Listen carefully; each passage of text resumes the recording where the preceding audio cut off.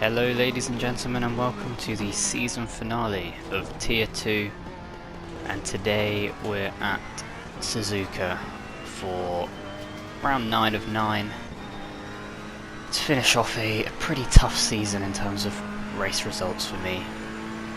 Been enjoyable, but it'll be good to get a nice good result, as I haven't had many this season. So into turn 1, really trucking it in here, letting the car rotate into turn 2 to get a good exit. Had done a 2 minute 0.8 just before in my last lap in the practice session, so I'll be looking to try and match that, but we've only done a 2 minute 1.6 so far. This lap of course is going to be an improvement. Nice and tidy through the first sector, definitely a bit of time we could have made up, but it's all about getting a nice tidy line through there, scrubbing off as little speed through each corner as you can. Into Degner 1, could have taken a bit more apex, but we play it safe. Degner 2 is a little bit slow, running wide on exit, but not out of necessity. Now for the hairpin, we've broken a little bit early there. We've almost had to speed ourselves up to get ourselves around it, which definitely has lost us a little bit of time compared to the optimum.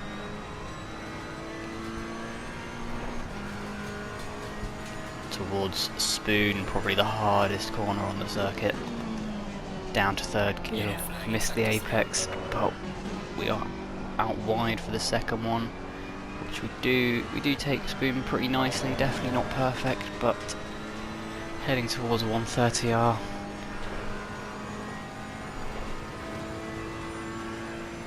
Tricky corner to get perfect, very easy to psych yourself out as you come towards it, and we've not committed to it overly, and now for the final chicane we've broken a bit early trying to protect our lap, and we've lost a bit of time because of that. Really riding the curbs there, keeping it nice and tight to the line. It is going to be a 2 minute and it's a 2 minute 1.299, so basically a 2 minute 1.3, which is a disappointing time. There's definitely at least 2 tenths in that I lost, maybe in the last couple of corners. And if we'd got those 2 tenths, we'd be sat in third on the grid. It's a very close qualifying from third downwards. Roadhouse, of course, looking extremely strong as always. But 6th place, decent place to start out of 13. About slightly over midway of the pack, and if we can hold that position, maybe improve a bit as the race goes on, that would be fantastic. Now moving on to the race start.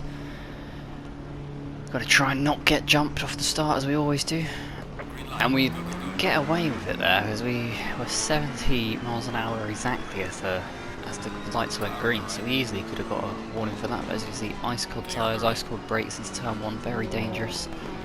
Hanging it around the outside, we've got random punchline and Michael just ahead of us, and it looks like we're gonna hold 6th place. Yet Danny Boy goes round our outside, we sort of usher him through, don't want any contact at this point of the race, so we slot into 6th place and are driving pretty scruffily through this first sector, but it's to be expected. We're making sure that the car behind of Will Friedman doesn't get any ideas. Heading into Degner 1 now,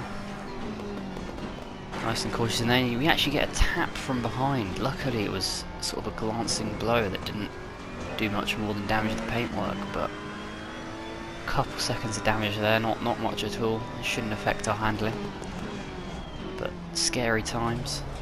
Will Friedman also didn't come off too badly from it, so luckily a bit of nothing really. But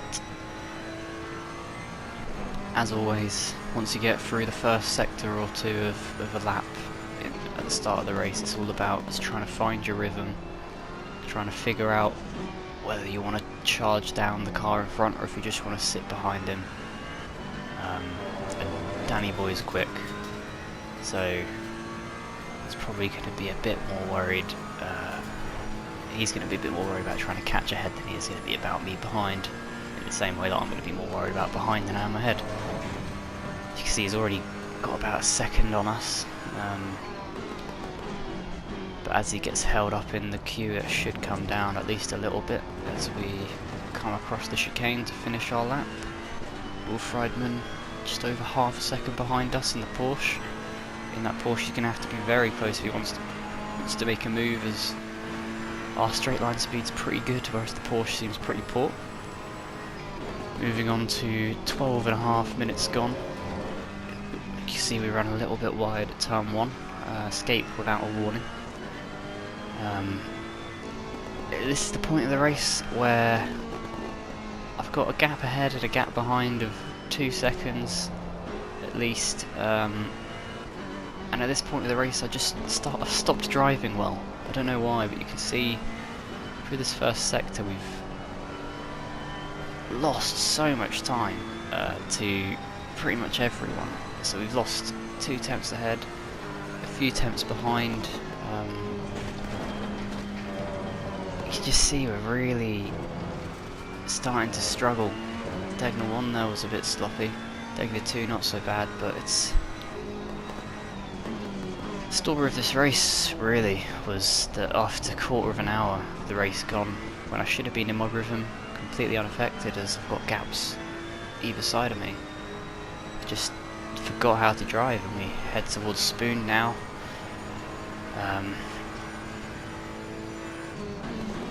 And we've broken too late. Just broken too late, run out wide. Luckily you can carry a decent amount of speed there. Obviously we've lost time. I don't think that warrants any sort of warning, so we've lost quite a bit of time there. You can see the gap behind us is less than a second now. So we've lost well over a second because of that. So we head to 130R. At this point the mental state of the TheTubbyNinja is starting to deteriorate as he's just made a big mistake. But just because we made the mistake doesn't mean we have to let people capitalise on it. It's letting back in our sort of slipstream, but it doesn't mean we have to let them through. Another mistake though could be more costly as we head towards turn 1, and we've made another mistake as we run wide. Luckily again you're able to carry a bit of speed there.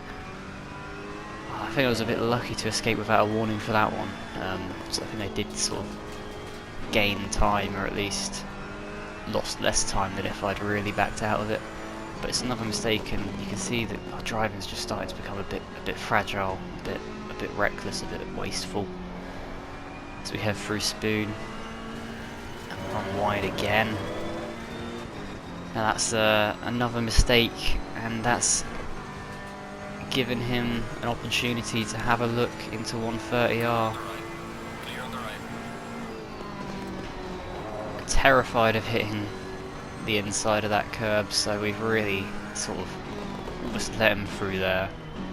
And that is Leroy. Will Friedman had dropped back. I don't know if there was a collision at all or if he just made a mistake, but he's dropped back, so that was Leroy getting past us for P6, and we dropped to 7th. With Rotters close on our tail after a few more minutes. You can see Leroy's got a bit of a gap. He's pulled out to about a second and a half. He's run wide through Degner 2, and we're going to go to his left. Nope, we're going to go to his right, and we're going to make the most of that opportunity, cutting to the inside to defend it so he doesn't think about it. But 6th place is ours again, and with all that you can see the gap ahead has opened up to I think that's must be about 6 seconds now, so it really is us and them, as Danny Boy has pulled a massive gap, and the top guys have just absolutely disappeared from this race. Coming through Spoon again for the first time in a while, keeping it nice and tidy, but we run wide, very wide, and that's warning number 1 for track limits. And again through Spoon we run wide, still keeping it clean, still keeping Leroy behind us, but due to running wide that's warning number 2, so we definitely need to stop or we're going to get a drive-through for that. So we head towards Degner 1. You can see Michael, I think, got overtaken by Danny Boy and then had a spin. So maybe he didn't get overtaken as we nearly have a spin, so maybe the Ferrari is struggling as the stint goes on at this track. Usually the Ferrari sort of comes into its own as the stint progresses, but it might be that it's really struggling today. I certainly was. And if you look behind through turn 2, you'd have seen that Leroy got it all wrong, hit the grass on the inside, and it allowed Roz through, which means our attention is now diverted towards a Nissan. I'm not sure what parts of the track they're going to be strong at, but I think they might have a bit more straight line speed than the Porsche, so that might be a bit of a problem, as the gap to Michael never really closed after that mistake. But we are going to dive into the pits now, a little bit early than the halfway point, but it's good to get an undercut, and I prefer being able to brake from a pit box without people being in the way. But you can see again, learning to coast it in a bit more, and it pays off with us being lifted up instantly and overtaking Michael. I do think he was repairing a bit of damage, so I think we'd have got that anyway. It's a bit more of a buffer than we would have had, and you can just see us driving absolutely disgustingly bad. I got distracted by a message at the bottom saying stop and go penalty, and I was worried that it was for me. So I was trying to read it, but obviously the notification would look different if it was for me, but it's just a stupid focus issue. And you can see we've slotted into 6th place pretty comfortably. We've still got Rotters to pit. He's the only car I think ahead that we can expect to come out ahead of as he comes out of the pits now.